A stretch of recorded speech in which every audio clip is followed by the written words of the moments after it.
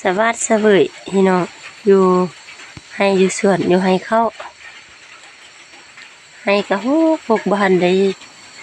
ขั่วหญ้าหางหญ้าคือ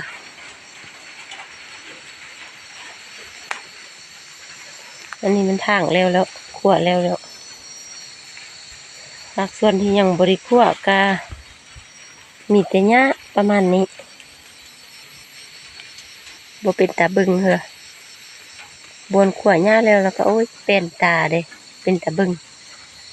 อันนี้มันเกลือมักบวบมากหน่อยปลูกตามให้ตามสวนยังบ่ทันยังค่ะมันยางมาแล้วก็มาเก็บแกงกินอยู่ทุกอยู่อย่างหน้านี่โอ้หมอปลาติดกับปลาสงวนเบิ่งมีแต่หูหาปลาดุง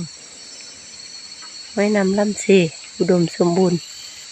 อยู่แบบธรรมชาติกินแบบธรรมชาติเกินฝนก็เริ่มตกมาแล้วย่อยอยู่เถียงนาน้อยเพราะมันเถียงนาเถียงให้ดังไฟกว่ากินอยู่เฮืองนี่แหละพี่น้องกอมหอบมีแต่ให้เต้ส่วนของพี่น้องบ้านเฮาเนี่ยฟ้าก็ห้องคึมอันนี้มันหูแฮนหูไม่เจ้าเด้อสูงขึ้นไปป้อสั่นเทสั่นว่านี่มันให้เข้าลมพัดว่อยฝนตกมาแล้วก็งามอยู่อันนี้มันต้นมะขั่วเนี่ยมะขั่วสาลีต้นสาลีขั่วกระปุกสาลีกระปุกธรรมชาติอันนี้ก็เป็นหักอีตูกำลังเป็นเบียร์น้อยๆหักอะวานหักกระแตกพี่น้องเอ้ยเอาไปแกงซะหน่อไม้อีตูหักอีแงะเฮินว่านะสาลีกับปุกป่นน้ำเข้าเนี่ยพี่น้องเบิ่งเอาความเป็นธรรมชาตินะลมพัดว้อยปลูกเข้าดินนวลอยู่น้อยนักน้อยหน้าแล้วเนาะอีมีผู้เห็นให้เห็ดชวนนะบัดนี้บ่ได้ไปเห็ดจางหาเงินอยู่ซะก็เลยว่าอยู่นำให้นำสวนเนี่ยเบิ่งให้เบิ่งสวนนี้ปลูกสาลีปลูกมากแตงปลูกเข้าปลูกเครือกปลูกมันอยู่ให้อยู่หน้าเฮียจากชีวิตติดกับธรรมชาติที่สุดเลยหูหอมที่หูหะปลาดุงขึ้นมาอยู่ให้นี่เราจะเห็น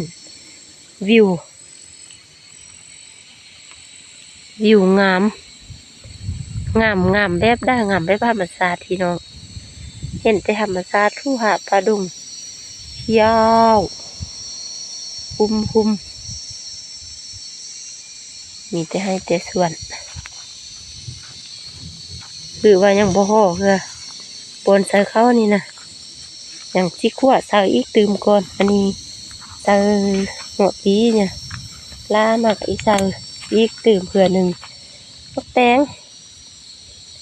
ก็เขามีเครือได้บ่มอยู่ลำปลาย่านี่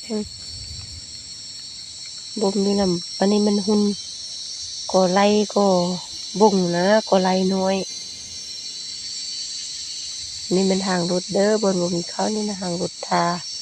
มากางไห้นี่เลยจริงๆสักมีแต่ปลางอมคอยบ่อยบรรยากาศยามแรงน้อยนึงฟ้าห้องคึมคือฝนที่ตกนี่เนี่ยตุกน้อยอยู่นี่มือช่วยมานอนลิ้นดูตูบนี่เย็นสบายสัญญาณโทรศัพท์ก็มีดีคือว่ามีสัญญาณดี